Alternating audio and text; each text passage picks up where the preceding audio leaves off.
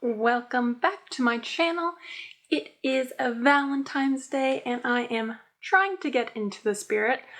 Although, to be honest, I usually forget or ignore this holiday.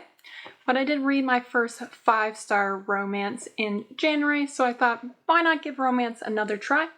So this week I read 3 romance novels. And it went... They ask you how you are, you just have to say that you're fine when you're not. Okay, it wasn't that bad, but I messed up. I should have done what I did with YA, which is I picked all YA, but different like subcategories. For some reason, I picked all contemporary romances, which isn't my favorite to begin with, so I don't know why I did that. I also picked all slow-paced romance, which usually I love, but I think after reading like 600 pages, I was like, something happen. Anything. At this point, I'll take Open Door Spice. Just let something happen. So again, I think that's more my fault than these books.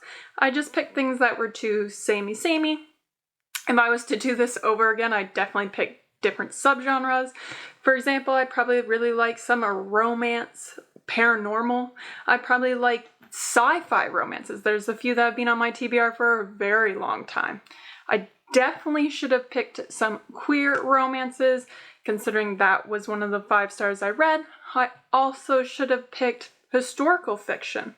Again, that's what my 5-star romance was. Or put them together, a queer historical romance, and I probably would have had more success. I'm not sure how much this affected my ratings, but maybe just a little bit, because it was hard not to compare when some of even the storylines were a bit similar. So if I had to do this over again, I definitely wouldn't pick all these contemporaries, but I didn't hate every book. I did have fun, so let's get into it. My best book that I read is Just for the Summer by Abby Jimenez. This is my first Abby Jimenez novel, even though this is actually the 3rd in, I believe, the Part of Your World series. But they're connected, but they're standalones, they're just interconnected, so I really didn't feel like I missed out on anything by reading this first, and this is the one that I was most interested in.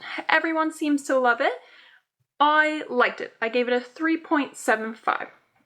Now, what this is about is you have Justin and Emma. They meet online and they figure out that they have the same curse.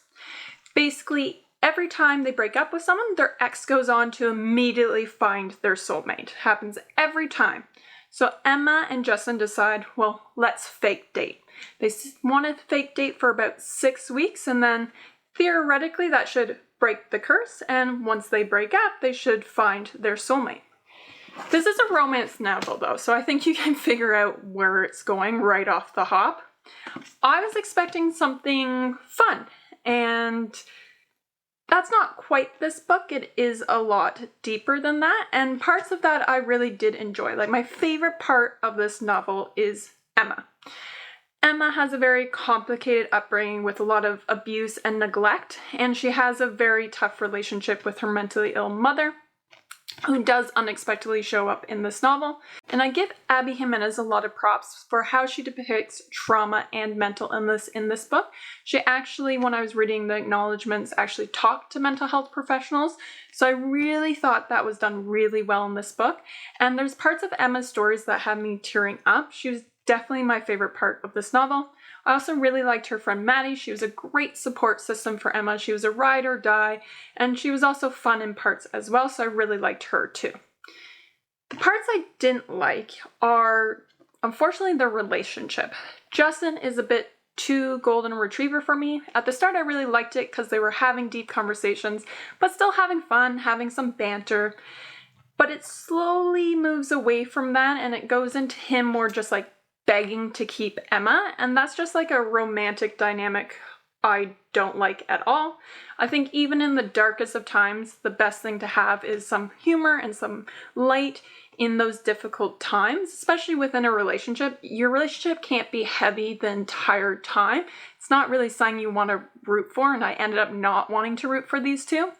In fact, for a large portion of this novel, I was like, neither of these two should be dating. Like, Justin himself is dealing with pretty heavy family stuff going on, so like, these two should not be dating at all. And when you look at their characters, you're like, why did they agree to do this anyways to start with? Like, especially Emma. You agreed in the hopes that it would break the curse, which means you would find your soulmate. But you know you don't want that, so why agree to this in the first place? So I guess the motivation didn't make sense for me either. And I just wish that it was more fun, or that I went in with different expectations. So loved Emma, loved the representation, just wasn't what I was expecting, not what I root for in a relationship, but I would definitely recommend. It's well written, and I can definitely see why people absolutely love this. The next book I have is Pardon My Frenchie by Farrah Rochon. This book is, let's see if it will focus, is as cute as the cover suggests. This was a lot of fun. I end up giving this 3 stars. This is about Enchante, and she runs a doggy daycare called Barkingham Palace. And it goes super viral when her Frenchie is caught canoodling Lady and Tramp style with a standard poodle named Puddin'. When it goes super viral, she has to work with Puddin's new owner, Thad, who's a bit grumpy at the start, and they have to go on this viral marketing plan to help promote both their businesses.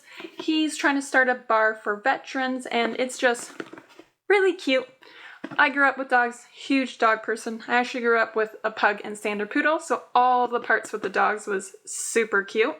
And I like that they didn't just forget about the dogs.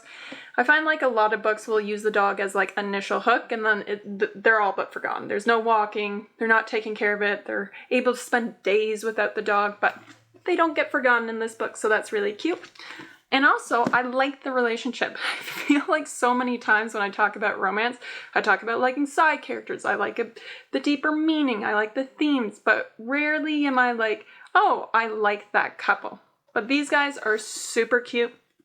I actually found Thad funny.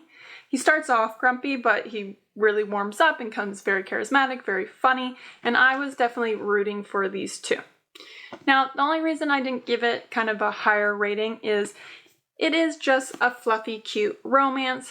It's not much deeper. They like try to throw in a few deeper things and a few family things, but I think it was pretty surface level, and I just think it was too long for what it was. I think if it was shorter, more to the point, I would have given it a higher rating. I will say though, that's probably a me thing. I tend to find all romances too long.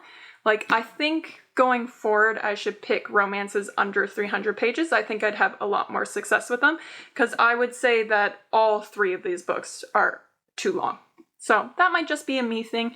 I would still highly recommend this one. Then we have the one that, I'm going to be honest, put me in a horrible mood, and I'm not quite sure why it had that effect on me. But once I was finished reading this, like, I was in a bad mood the rest of the day. I finished this one first, and it took me a while to want to get back into the other ones just because I was so upset by this book. And it is Happy Days by Emily Henry. I gave this 2 stars.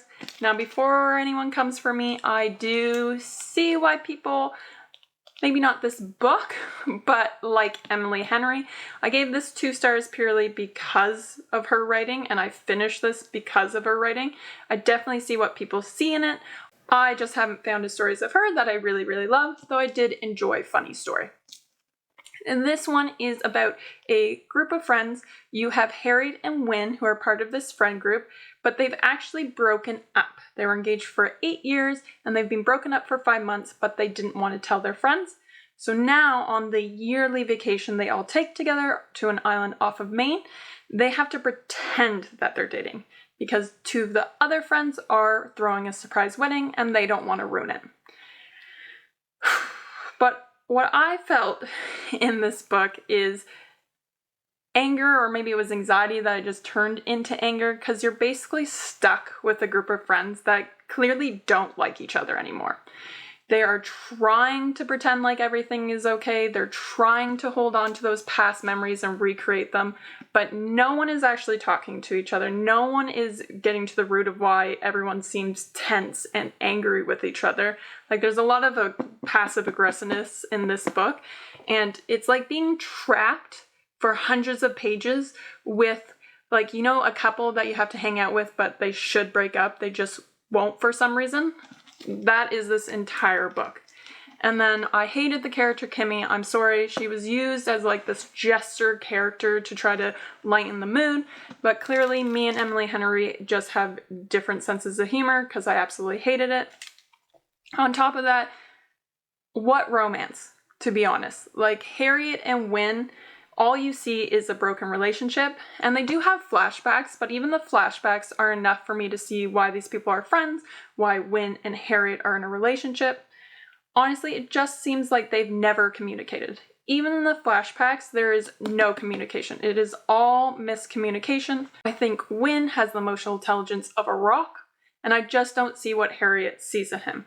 Like, she constantly talks about how the thing she likes about him is she feels like he's an emotional adult. She can tell him anything. And yeah, I guess you can, because he doesn't talk. Like, you can tell him stuff and he won't tell anyone because he doesn't talk. Like, he doesn't follow up with you. He just, when you say something, his only response is, I love you. I'll always love you. Which isn't true because he broke up with you.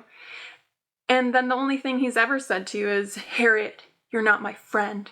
And he said that just to sleep with you after you said you didn't want to sleep with anyone in the friend group, which, gross to say in the first place.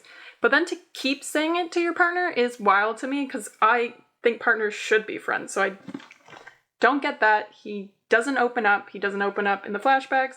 He doesn't open up during this. The only time they're even able to have conversations, which is very minimal, is when they're trying to sleep together, which super uncomfortable with all of it. So I didn't like a single character in this book. I didn't get the romance. Hated the ending. Feels very unrealistic and seems to be like, just forget everything. Forget that he left you, that he called you for 4 minutes to break up with you over the phone. All you need is him to be happy. No, I'm not buying it. I'm not buying this couple. They break up again. For sure, she becomes unhappy. She realizes that he can't just make her happy, that she deserves more. So this is a no. Again, I see why people like her. This story is just not for me. Those are the 3 books that I read for Valentine's Day. I was hoping for a little bit more success. However, again, I think this is a little bit on me. I think maybe if I read these at a different time, I might have liked them slightly more, just because, yeah, the vibes were the same. I think that's it for me for romance, though, for a while. I want to go back to my comfort zone. I think I've pushed myself outside it enough, and I want to read some sci-fi, so I think that will be coming in the future. But glad I tried these, especially this one. This one's actually been on my TBR for a while, and I guess now I know things that I like and I don't like, so I don't regret it. I just wish I did it slightly different. I hope you guys are having a great holiday if you celebrate this. If not, just a great weekend, and I'll see you in the next one.